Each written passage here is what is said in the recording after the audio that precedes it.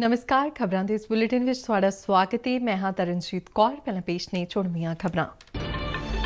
ਪ੍ਰਧਾਨ ਮੰਤਰੀ ਨਰਿੰਦਰ ਮੋਦੀ ਅਨੁਸਾਰ ਭਾਰਤ ਅਮਰੀਕਾ ਦੇ ਰਿਸ਼ਤੇ ਅਗਲੇ 25 ਵਰ੍ਹਿਆਂ ਵਿੱਚ ਭਾਰਤ ਦੀ ਵਿਕਾਸ ਯਾਤਰਾ ਦਾ ਇੱਕ ਅਨਿੱਖੜਵਾਂ ਅੰਗ ਹੋਣਗੇ। ਕਣਕ ਦੇ ਸੁੰਗੜੇ ਹੋਏ ਦਾਣਿਆਂ ਦੀ ਜਾਂਚ ਲਈ 5 ਕੇਂਦਰੀ ਟੀਮਾਂ ਕੱਲ੍ਹ ਤੋਂ ਪੰਜਾਬ ਦੇ 15 ਜ਼ਿਲ੍ਹਿਆਂ ਦਾ ਦੌਰਾ ਕਰਨਗੀਆਂ। ਪੰਜਾਬ ਦੇ ਰਾਜਪਾਲ ਵੱਲੋਂ ਸਰਹੱਦੀ ਜ਼ਿਲ੍ਹਿਆਂ ਨਾਲ ਸੰਬੰਧਿਤ ਮਹੱਤਵਪੂਰਨ ਮੁੱਦਿਆਂ ਦਾ ਜਾਇਜ਼ਾ ਲੈਣ ਲਈ ਪਠਾਨਕੋਟ ਵਿੱਚ ਮੀਟਿੰਗ।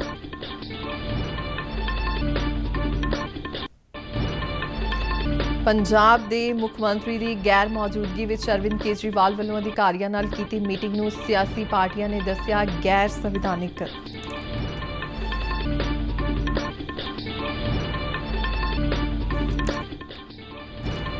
ਤੇ ਹੁਣ ਖਬਰਾਂ ਵਿਸਥਾਰ ਨਾਲ। ਪ੍ਰਧਾਨ ਮੰਤਰੀ ਨਰਿੰਦਰ ਮੋਦੀ ਨੇ ਕਿਹਾ ਹੈ ਕਿ ਭਾਰਤ ਅਮਰੀਕਾ ਦੇ ਰਿਸ਼ਤੇ ਅਗਲੇ 25 ਵਰ੍ਹਿਆਂ ਵਿੱਚ ਭਾਰਤ ਦੀ ਵਿਕਾਸ ਯਾਤਰਾ ਦਾ ਇੱਕ ਅਨਿੱਖੜਵਾਂ ਅੰਗ ਹੋਣਗੇ। ਕੱਲ੍ਹ ਸ਼ਾਮ ਅਮਰੀਕਾ ਦੇ ਰਾਸ਼ਟਰਪਤੀ ਜੋ ਬਾਈਡਨ ਨਾਲ ਵਰਚੁਅਲ ਮੀਟਿੰਗ ਵਿੱਚ ਉਨ੍ਹਾਂ ਇਹ ਗੱਲ ਕਹੀ। ਪ੍ਰਧਾਨ ਮੰਤਰੀ ਨੇ ਕਿਹਾ ਕਿ ਦੁਨੀਆ ਦੇ ਸਭ ਤੋਂ ਵੱਡੇ ਲੋਕਤੰਤਰ ਭਾਰਤ ਤੇ ਅਮਰੀਕਾ ਕੁਦਰਤੀ ਹਿੱਸੇਦਾਰ ਨੇ। ਪ੍ਰਧਾਨ ਮੰਤਰੀ ਮੋਦੀ ਨੇ ਕਿਹਾ ਕਿ ਇਹ ਗੱਲਬਾਤ ਅਜਿਹੇ ਸਮੇਂ ਹੋ ਰਹੀ ਹੈ ਜਦੋਂ ਯੂਕਰੇਨ ਵਿੱਚ ਹਾਲਾਤ ਬੇਹੱਦ ਚਿੰਤਾਜਨਕ ਬਣੇ ਹੋਏ ਨੇ। ਉਨ੍ਹਾਂ ਕਿਹਾ ਕਿ ਯੂਕਰੇਨ ਦੇ ਬੁੱਚਾ ਸ਼ਹਿਰ ਵਿੱਚ ਬੇਗੁਨਾਹ ਨਾਗਰਿਕਾਂ ਦਾ ਹਾਲ ਦਾ ਕਤਲ ਬਹੁਤ ਪਰੇਸ਼ਾਨ ਕਰਨ ਵਾਲਾ ਹੈ। ਅਮਰੀਕਾ ਦੇ ਰਾਸ਼ਟਰਪਤੀ ਜੋ ਬਾਈਡਨ ਨੇ ਕਿਹਾ ਕਿ ਭਾਰਤ ਅਤੇ ਅਮਰੀਕਾ ਦੋ ਜੀਵੰਤ ਲੋਕਤੰਤਰ ਨੇ ਜਿਹੜੇ ਮਜ਼ਬੂਤ ਅਤੇ ਪ੍ਰਗਤੀਸ਼ੀਲ ਰੱਖਿਆ ਭਾਗੀਦਾਰੀ ਸਾਂਝਾ ਕਰਦੇ ਨੇ। ਕੇਂਦਰੀ ਸਿਹਤ ਮੰਤਰੀ ਡਾਕਟਰ ਮਨਸੁਖ ਮਾਂਡਵੀਆ ਨੇ ਅਧਿਕਾਰੀਆਂ ਨੂੰ ਕੋਵਿਡ ਦੇ ਨਵੇਂ ਵੇਰੀਐਂਟ ਤੇ ਸਖਤ ਨਿਗਰਾਨੀ ਰੱਖਣ ਦੀ ਹਦਾਇਤ ਕੀਤੀ ਹੈ। ਨਵੀਂ ਦਿੱਲੀ ਵਿੱਚ ਅੱਜ ਉਨ੍ਹਾਂ ਦੇਸ਼ ਦੇ ਪ੍ਰਮੁੱਖ ਮਾਹਿਰਾਂ ਤੇ ਅਧਿਕਾਰੀਆਂ ਨਾਲ ਕੋਵਿਡ ਦੇ ਨਵੇਂ ਵੇਰੀਐਂਟ XE ਤੇ ਆਯੋਜਿਤ ਇੱਕ ਮੀਟਿੰਗ ਦੀ ਪ੍ਰਧਾਨਗੀ ਕੀਤੀ। ਮਨਸੁਖ ਮਾਂਡਵੀਆ ਨੇ ਅਧਿਕਾਰੀਆਂ ਨੂੰ ਕੋਵਿਡ ਉਪਚਾਰ ਲਈ ਜ਼ਰੂਰੀ ਦਵਾਈਆਂ ਤੇ ਉਨ੍ਹਾਂ ਦੀ ਉਪਲਬਧਤਾ ਦੀ ਲਗਾਤਾਰ ਸਮੀਖਿਆ ਕਰਨ ਲਈ ਵੀ ਆਖਿਆ ਹੈ। ਉਨ੍ਹਾਂ ਕਿਹਾ ਕਿ ਸਾਰੇ ਯੋਗ ਲੋਕਾਂ ਦਾ ਛੇਤੀ ਤੋਂ ਛੇਤੀ ਟੀਕਾਕਰਨ ਯਕੀਨੀ ਬਣਾਇਆ ਜਾ ਸਕੇ। ਭਾਰਤ ਸਰਕਾਰ ਦੀ ਖੁਰਾਕ ਅਤੇ ਜਨਤਕ ਵੰਡ ਵਿਭਾਗ ਨੇ ਪੰਜਾਬ ਦੀਆਂ ਮੰਡੀਆਂ ਵਿੱਚ ਸੂਬਾ ਸਰਕਾਰ ਵੱਲੋਂ ਖਰੀਦੀ ਜਾ ਰਹੀ ਕਣਕ ਵਿੱਚ ਸੁੰਗੜੇ ਹੋਏ ਦਾਣਿਆਂ ਦੀਆਂ ਵਿਸ਼ੇਸ਼ਤਾਵਾਂ ਦੀ ਮੁੜ ਸਮੀਖਿਆ ਕਰਨ ਸੰਬੰਧੀ ਪੰਜਾਬ ਸਰਕਾਰ ਦੀ ਬੇਨਤੀ ਪ੍ਰਵਾਨ ਕਰ ਲਈ ਹੈ। ਇੱਕ ਸਰਕਾਰੀ ਬੁਲਾਰੇ ਨੇ ਚੰਡੀਗੜ੍ਹ ਵਿੱਚ ਦੱਸਿਆ ਕਿ ਇਸ ਸਮੱਸਿਆ ਦੀ ਹੱਦ ਦਾ ਮੁਲਾਂਕਣ ਕਰਨ ਲਈ ਕੇਂਦਰ ਨੇ 5 ਟੀਮਾਂ ਬਣਾਈਆਂ ਨੇ, ਜਿਹੜੀਆਂ ਕੱਲ੍ਹ 13 ਅਪ੍ਰੈਲ ਨੂੰ ਸੂਬੇ ਵਿੱਚ ਪੁੱਜ ਜਾਣਗੀਆਂ। ਇਹ ਟੀਮਾਂ ਮੰਡੀਆਂ ਵਿੱਚ ਸੁੰਗੜੇ ਹੋਏ ਅਨਾਜ ਦੀ ਆਮਦ ਦੀ ਹੱਦ ਦਾ ਮੁਲਾਂਕਣ ਕਰਨ ਲਈ 15 ਜ਼ਿਲ੍ਹਿਆਂ ਦਾ ਦੌਰਾ ਕਰਨਗੀਆਂ। ਬੁਲਾਰੇ ਮੁਤਾਬਿਕ ਇਸ ਸੰਬੰਧੀ ਡਾਟਾ ਮਗਰੋਂ ਵਿਸ਼ੇਸ਼ਤਾਵਾਂ ਵਿੱਚ ਢੁਕਵੀਂ ਢਿੱਲ ਦੇਣ ਬਾਰੇ ਅੰਤਿਮ ਫੈਸਲਾ ਲੈਣ ਵਿੱਚ ਭਾਰਤ ਸਰਕਾਰ ਦੀ ਮਦਦ ਕਰੇਗਾ। ਬੁਲਾਰੇ ਨੇ ਕਿਹਾ ਕਿ ਇਨ੍ਹਾਂ ਟੀਮਾਂ ਦੇ ਦੌਰੇ ਦੌਰਾਨ ਕੁਝ ਮੰਡੀਆਂ ਵਿੱਚ ਚੱਲ ਰਹੀ ਖਰੀਦ ਵਿੱਚ ਅਸਥਾਈ ਤੌਰ ਤੇ ਵਿਘਨ ਪੈ ਸਕਦਾ ਹੈ ਅਤੇ ਇਸ ਮਾਮਲੇ ਵਿੱਚ ਕਿਸਾਨ ਅਤੇ ਖਰੀਦ ਏਜੰਸੀਆਂ ਦੇ ਅਧਿਕਾਰੀ ਸਹਿਯੋਗ ਕਰਨ। ਪੰਜਾਬ ਦੇ ਰਾਜਪਾਲ ਬਨਵਾਰੀ ਲਾਲ ਪੁਰੋਹਿਤ ਨੇ ਸਰਹੱਦੀ ਜ਼ਿਲ੍ਹਿਆਂ ਪਠਾਨਕੋਟ, ਗੁਰਦਾਸਪੁਰ, ਅੰਮ੍ਰਿਤਸਰ ਅਤੇ ਤਰਨਤਾਰਨ ਨਾਲ ਸੰਬੰਧਿਤ ਮਹੱਤਵਪੂਰਨ ਮੁੱਦਿਆਂ ਦਾ ਜਾਇਜ਼ਾ ਲੈਣ ਲਈ ਅੱਜ ਪਠਾਨਕੋਟ ਵਿੱਚ ਮੀਟਿੰਗ ਕੀਤੀ। ਇਸ ਮੀਟਿੰਗ ਵਿੱਚ BSF, ਖੂਫੀਆ bureau, narcotics control bureau, national investigation agency ਅਤੇ ਮਿਲਟਰੀ ਇੰਟੈਲੀਜੈਂਸ ਦੇ ਅਧਿਕਾਰੀਆਂ ਤੋਂ ਇਲਾਵਾ ਰਾਜ ਸਰਕਾਰ ਦੀਆਂ ਏਜੰਸੀਆਂ ਦੇ ਅਧਿਕਾਰੀ ਮੌਜੂਦ ਰਹੇ। ਅਧਿਕਾਰੀਆਂ ਨਾਲ ਰਾਜਪਾਲ ਨੇ ਰਾਸ਼ਟਰੀ ਸੁਰੱਖਿਆ ਨੂੰ ਪ੍ਰਭਾਵਿਤ ਕਰਨ ਵਾਲੇ ਪ੍ਰਮੁੱਖ ਮੁੱਦਿਆਂ ਤੇ ਵਿਸਥਾਰ ਨਾਲ ਚਰਚਾ ਕੀਤੀ।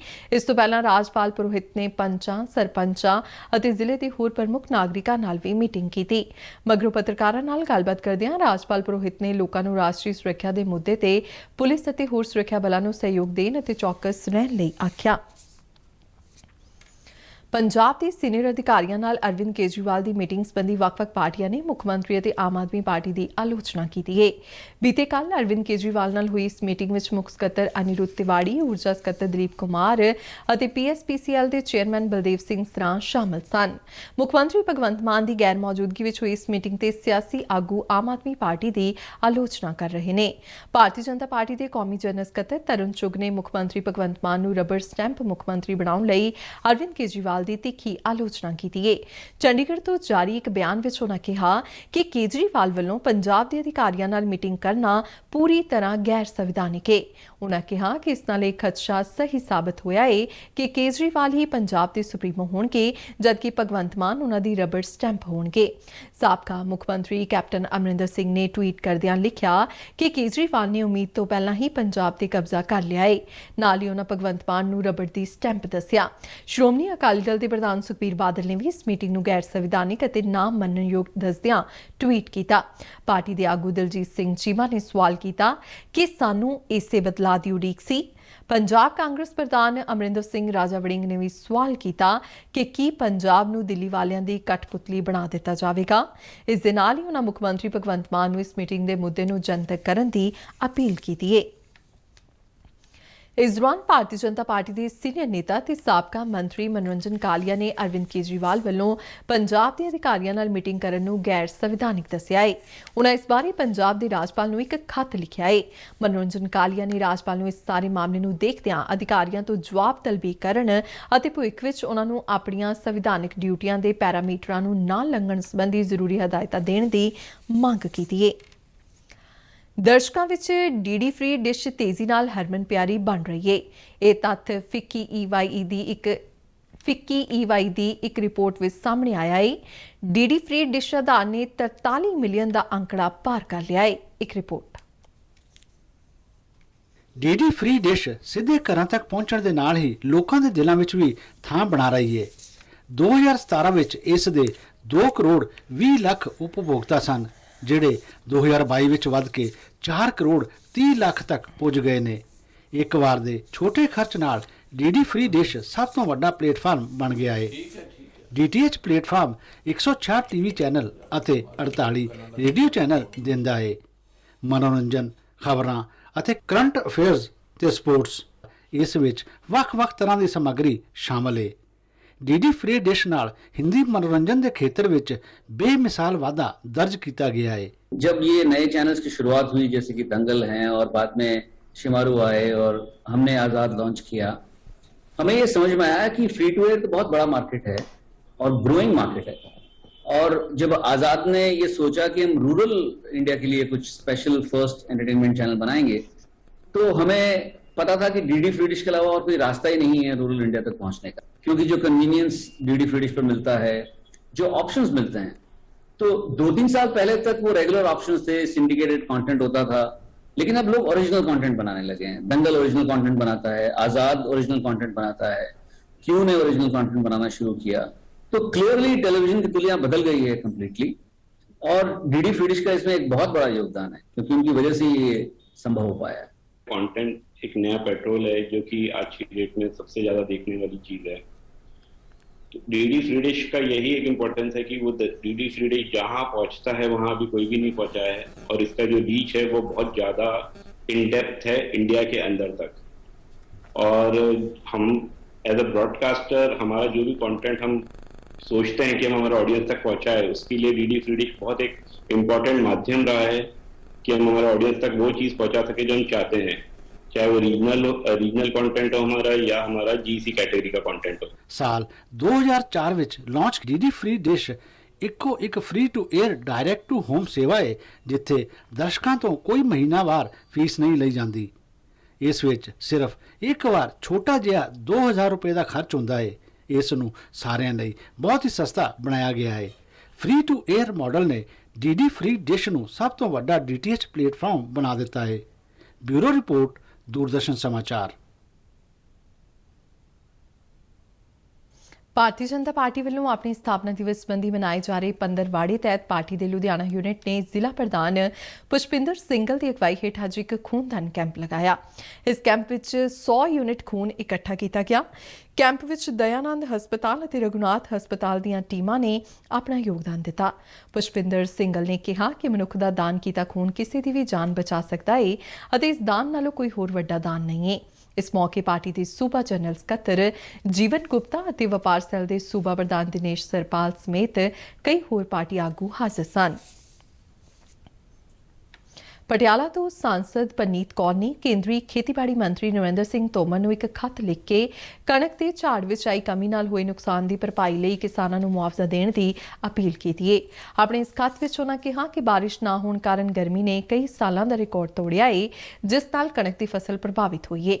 ਹਰ ਕਿਸਾਨ ਨੂੰ ਪ੍ਰਤੀ ਏਕੜ 5 ਤੋਂ 7 ਕੁਇੰਟਲ ਦਾ ਨੁਕਸਾਨ ਹੋ ਰਿਹਾ ਹੈ। ਉਹਨਾਂ ਕਿਹਾ ਕਿ ਇਸ ਨੁਕਸਾਨ ਦੀ ਪੂਰਤੀ ਲਈ ਕਿਸਾਨਾਂ ਨੂੰ ਆਰਥਿਕ ਮੁਆਵਜ਼ਾ ਦੇਣ ਦਾ ਪ੍ਰਬੰਧ ਕੀਤਾ ਜਾਵੇ। ਤਕਰੀਬਨ 2000 ਸਿੱਖ ਸ਼ਰਧਾਲੂਆਂ ਦਾ ਇੱਕ ਜਥਾ ਅੱਜ ਅਟਾਰੀ ਵਾਹਗਾ ਸਰਹੱਦ ਰਾਹੀਂ ਪਾਕਿਸਤਾਨ ਲਈ ਰਵਾਨਾ ਹੋਇਆ। ਇਹ ਜਥਾ ਖਾਲਸਾ ਸਾਜਨਾ ਦਿਵਸ ਮਨਾਉਣ ਲਈ ਪਾਕਿਸਤਾਨ ਦੇ ਵੱਖ-ਵੱਖ ਗੁਰਧਾਮਾਂ ਦੇ ਦਰਸ਼ਨ ਕਰੇਗਾ।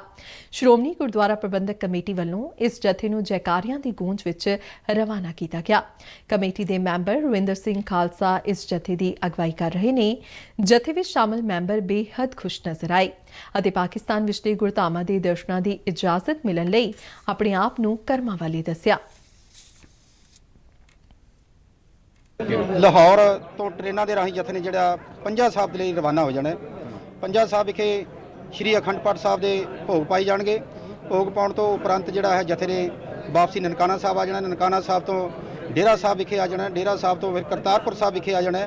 ਜਥੇ ਦੇ ਜਿਹੜੇ ਪ੍ਰੋਗਰਾਮ ਬਣੇ ਹੋਏ ਨੇ ਤੇ ਉਸੇ ਤਰ੍ਹਾਂ ਜਥਾ ਚੱਲਦਾ ਹੋਇਆ 21 ਤਰੀਕ ਨੂੰ ਜਿਹੜੀ ਆ ਉਹ ਵਾਪਸੀ ਭਾਰਤ ਦੀ ਹੋ ਜਾਏਗੀ।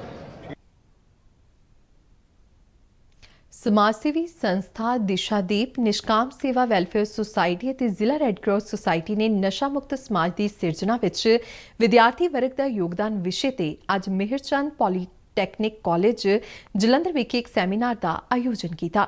ਮੁੱਖ ਮਹਿਮਾਨ ਵਜੋਂ ਬੋਲਦਿਆਂ ਸਹਾਇਕ ਪੁਲਿਸ ਕਮਿਸ਼ਨਰ ਸੁਵਿੰਦਰਪਾਲ ਸਿੰਘ ਨੇ ਕਿਹਾ ਕਿ ਨਸ਼ੇ ਦੀ ਬੁਰਾਈ ਰੋਕਣ ਲਈ ਕਈ ਯਤਨ ਕੀਤੇ ਜਾ ਰਹੇ ਨੇ। ਉਨ੍ਹਾਂ ਕਿਹਾ ਕਿ ਪੰਜਾਬ ਸਰਕਾਰ ਵੱਲੋਂ ਚਲਾਏ ਜਾ ਰਹੇ ਨਸ਼ਾ ਮੁਕਤੀ ਕੇਂਦਰਾਂ ਵਿੱਚ ਇਲਾਜ ਤੇ ਦਵਾਈਆਂ ਦੀ ਮੁਫਤ ਸਹੂਲਤ ਉਪਲਬਧ ਹੈ। ਕਾਲਜ ਦੇ ਵਿਦਿਆਰਥੀਆਂ ਨੇ ਸਰਕਾਰ ਦੇ ਸੰਕਲਪ ਅਤੇ ਪਹਿਲ ਨਸ਼ਾ ਮੁਕਤ ਤੇ ਖੁਸ਼ਹਾਲ ਪੰਜਾਬ ਦੀ ਮਜ਼ਬੂਤ ਸਿਰਜਣਾ ਵਿੱਚ ਆਪਣਾ ਯੋਗਦਾਨ ਦੇਣ ਦਾ ਪ੍ਰਣ ਲਿਆ।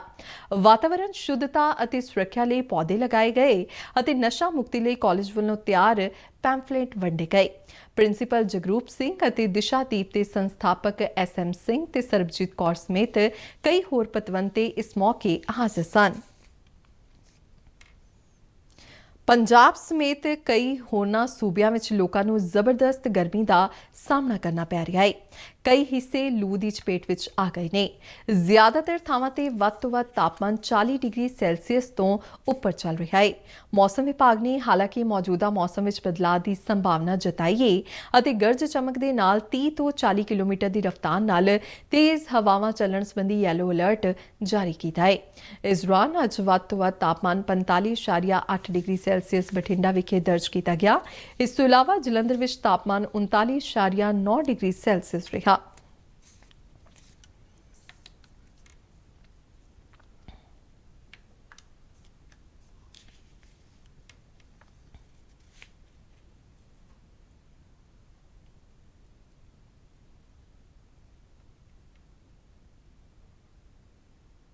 ਪੰਜਾਬ ਗਊ ਸੇਵਾ ਕਮਿਸ਼ਨ ਦੇ ਚੇਅਰਮੈਨ ਸਚਿਨ ਸ਼ਰਮਾ ਨੇ ਸੂਬੇ ਦੇ ਸਾਰੇ ਡਿਪਟੀ ਕਮਿਸ਼ਨਰਾਂ ਨੂੰ ਹੁਕਮ ਦਿੱਤੇ ਨੇ ਕਿ ਕਿਸਾਨਾਂ ਦੀਆਂ ਫਸਲਾਂ, ਲੋਕਾਂ ਦੇ ਜਾਨ ਮਾਲ ਦੀ ਰਾਖੀ ਕਰਨ ਅਤੇ ਗਊ ਵੰਸ਼ ਦੀ ਸੇਵਾ ਸੰਭਾਲ ਹਰ ਹੀਲੇ ਯਕੀਨੀ ਬਣਾਈ ਜਾਵੇ। ਚੰਡੀਗੜ੍ਹ ਤੋਂ ਜਾਰੀ ਇੱਕ ਬਿਆਨ ਵਿੱਚ ਉਨ੍ਹਾਂ ਕਿਹਾ ਕਿ ਮੰਡੀਆਂ ਤੇ ਪਿੰਡਾਂ ਵਿੱਚ ਘੁੰਮਦੀਆਂ ਗਾਵਾਂ ਕਿਸਾਨਾਂ ਦੀਆਂ ਫਸਲਾਂ ਤਬਾਹ ਕਰ ਰਹੀਆਂ ਨੇ ਅਤੇ ਸੜਕਾਂ ਤੇ ਹਾਦਸਿਆਂ ਦਾ ਕਾਰਨ ਬਣ ਰਹੀਆਂ ਨੇ। ਉਨ੍ਹਾਂ ਕਿਹਾ ਕਿ ਗਾਵਾਂ ਧਾਰਮਿਕ ਆਸਥਾ ਦਾ ਪ੍ਰਤੀਕ ਨੇ ਅਤੇ ਇਹਨਾਂ ਦੀ ਸੁਰੱਖਿਆ ਯਕੀਨੀ ਬਣਾਉਣਾ ਹਰ ਇੱਕ ਦਾ ਫਰਜ਼ ਹੈ। ਸਚਿਨ ਸ਼ਰਮਾ ਨੇ ਕਿਹਾ ਕਿ ਕਮਿਸ਼ਨ ਨੇ ਵੀ ਖੁਦ ਇਸ ਦਾ ਨੋਟਿਸ ਲੈਂਦਿਆਂ ਸੜਕਾਂ ਤੇ ਘੁੰਮਦੀਆਂ ਗਾਵਾਂ ਨੂੰ ਗਊਸ਼ਾਲਾਵਾਂ ਵਿੱਚ ਪਹੁੰਚਾਉਣ ਦਾ ਕੰਮ ਕੀਤਾ ਹੈ। ਉਨ੍ਹਾਂ ਆਸ ਪ੍ਰਗਟਾਈ ਕਿ ਪ੍ਰਸ਼ਾਸਨ ਵੱਲੋਂ ਗਊ ਵੰਸ਼ ਦੀ ਸਾਂਭ ਸੰਭਾਲ ਲਈ ਭਵਿੱਖ ਵਿੱਚ ਵੀ ਯੋਗ ਉਪਰਾਲੇ ਕੀਤੇ ਜਾਣਗੇ। ਖਬਰਾਂ ਦੇ ਬੁਲੇਟਿਨ ਸਾਡੇ ਦਰਸ਼ਕ RNU DDK ਜਲੰਧਰ ਦੇ YouTube ਚੈਨਲ, Facebook ਪੇਜ ਅਤੇ Twitter ਹੈਂਡਲ ਤੇ ਵੀ ਦੇਖ ਸਕਦੇ ਨੇ। ਤੇ ਬੁਲੇਟਿਨ ਦੇ ਅਖੀਰ ਵਿੱਚ ਚੋਣਵੀਆਂ ਖਬਰਾਂ ਇੱਕ ਵਾਰ ਫਿਰ ਤੋਂ।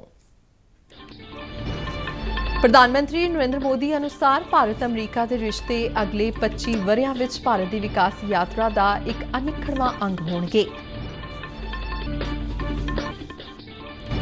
ਕਣਕ ਦੇ ਸੁੰਗੜੇ ਹੋਏ ਦਾਣਿਆਂ ਦੀ ਜਾਂਚ ਲਈ 5 ਕੇਂਦਰੀ ਟੀਮਾਂ ਕੱਲ੍ਹ ਤੋਂ ਪੰਜਾਬ ਦੇ 15 ਜ਼ਿਲ੍ਹਿਆਂ ਦਾ ਦੌਰਾ ਕਰਨਗੀਆਂ।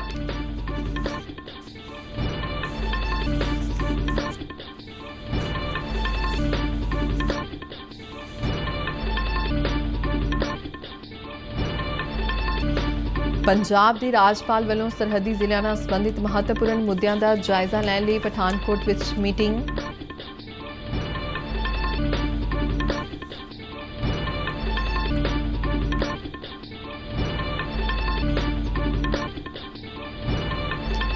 ਤੇ ਪੰਜਾਬ ਦੇ ਮੁੱਖ ਮੰਤਰੀ ਦੀ ਗੈਰ ਮੌਜੂਦਗੀ ਵਿੱਚ ਅਰਵਿੰਦ ਕੇਜਰੀਵਾਲ ਵੱਲੋਂ ਅਧਿਕਾਰੀਆਂ ਨਾਲ ਕੀਤੀ ਮੀਟਿੰਗ ਨੂੰ ਸਿਆਸੀ ਪਾਰਟੀਆਂ ਨੇ ਦੱਸਿਆ ਗੈਰ ਸੰਵਿਧਾਨਕ।